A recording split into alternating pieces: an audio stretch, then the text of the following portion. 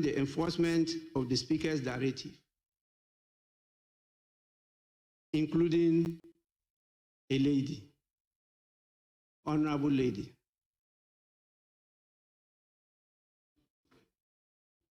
This was followed by scenes of heated confrontation, including the hurling of unprintable and offensive language toward the chair as the First Deputy Speaker exited the chamber after the House had adjourned. In fact, when I saw the honorable lady, I sympathized with her because, you know, anytime the honorable ladies are getting close to the Speaker, there's always an allegation that that's the Speaker's girlfriend. We don't have girls in this house.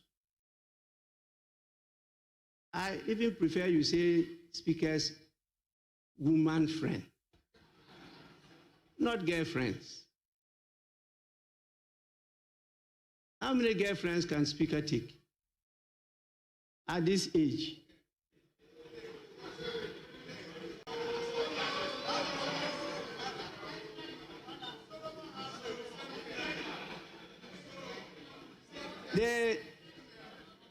The Speaker is very grateful to the Almighty God for the blessings.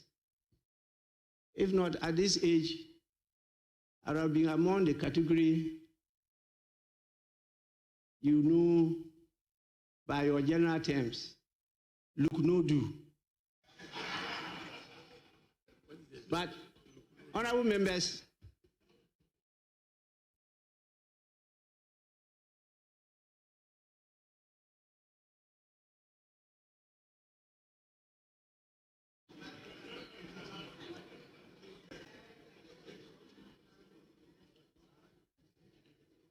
the honorable members,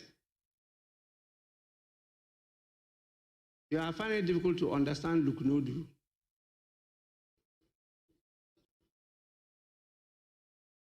Please, the Speaker has no girlfriend in this house. The Speaker has no woman friend in this house. You are all honorable members, and you have everything available to assess the Speaker.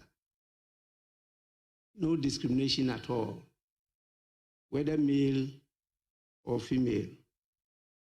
Honorable members, allow me to clarify the process for admitting statements in accordance with the standing orders and the established practice of the House. I know many of you are conversant with the rules, but we have a public to go with, and this will assist many to understand what takes place in the House. I listened to the debate on this matter, and many people were misled. And so just allow me to go through some of the rules for the edification of the general public. Orders 91 to 95 of the Standing Orders of Parliament generally address statements and ceremonial speeches made on the floor of Parliament.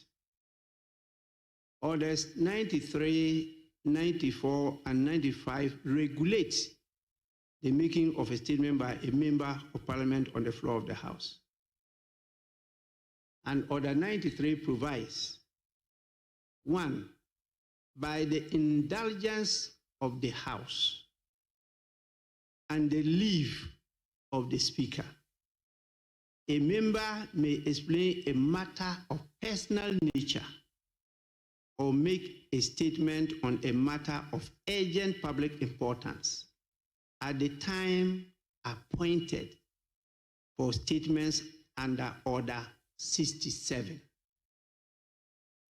2, the proposed statement shall be admitted by the Speaker with or without modification. 3, the text of the statement as admitted shall be read when the member is called upon to make the statement. 4, a statement other than a personal statement may be commented upon by other members for a limited duration of time not exceeding 1 hour.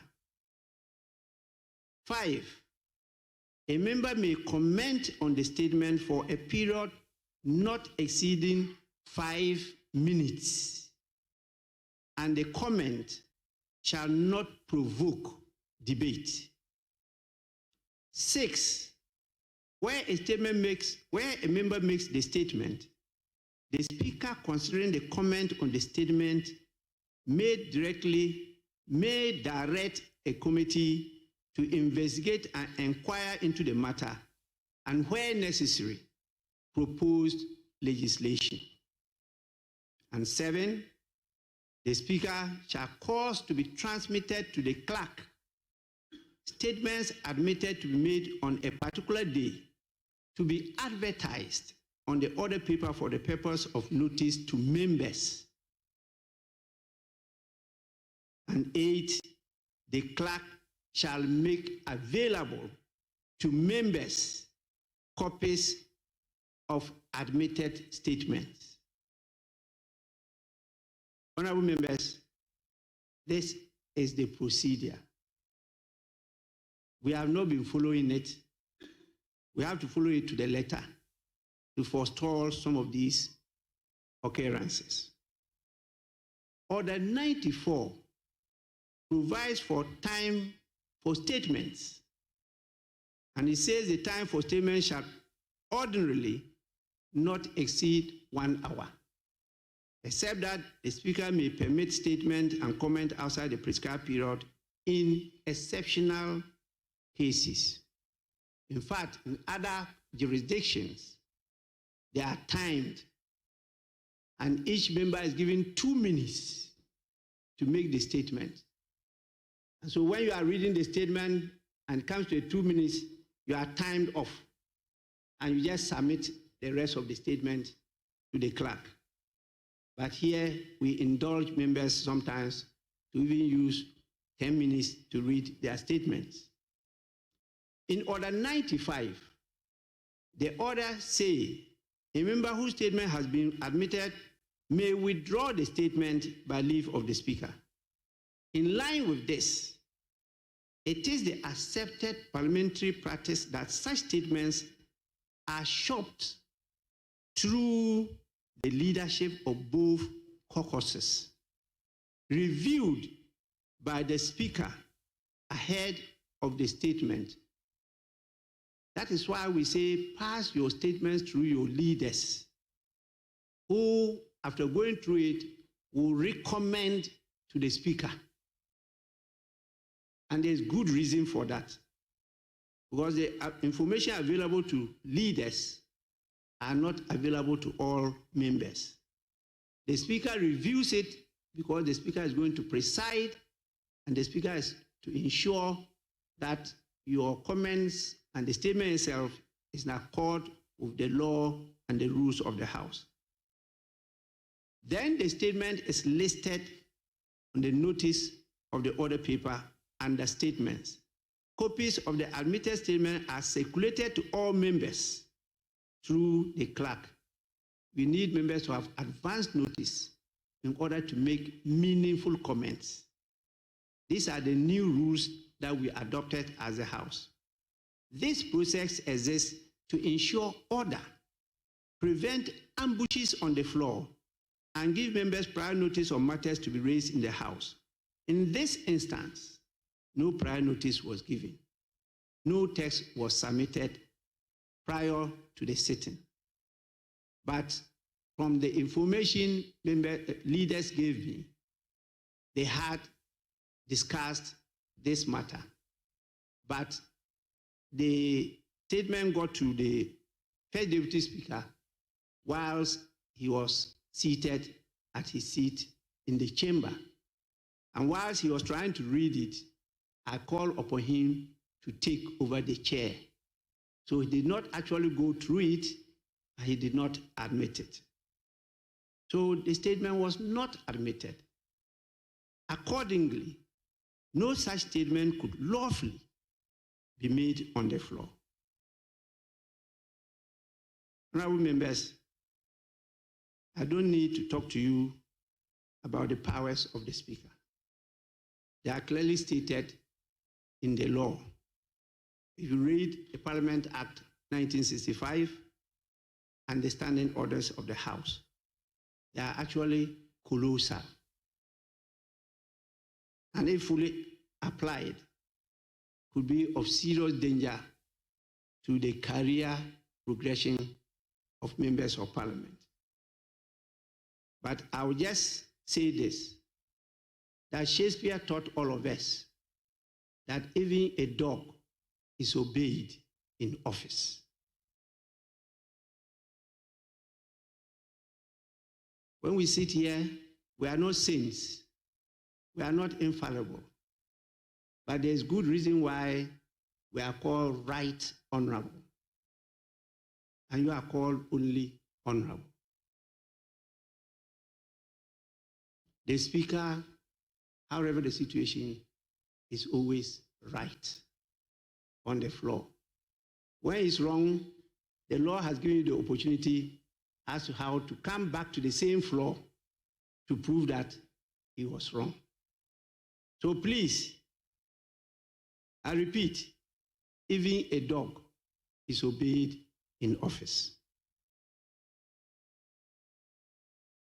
I want honorable members to take this in good faith. I know in the light of these events and in defense of the institutional integrity of Parliament, I refer to the conduct of the honorable member for Afriyie Asokore. This is not a matter to be referred to any committee.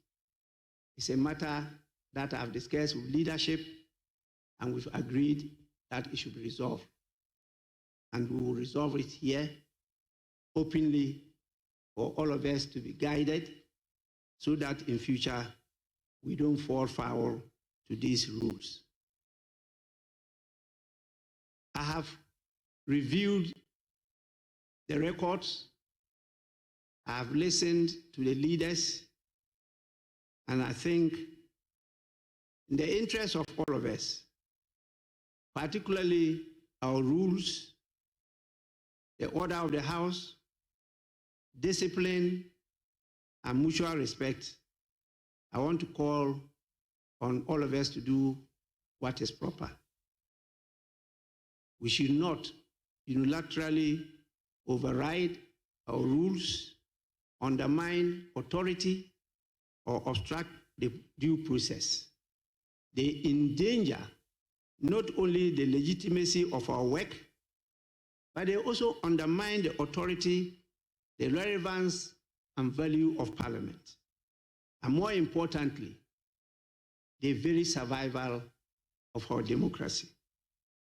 I want all members, including myself, to recommit ourselves to the values of dialogue, accountability, and the rule of law. Please, I want to end here. Thank you for your patience and your understanding, and give opportunity to the leaders of the House to make some comments. I thank you.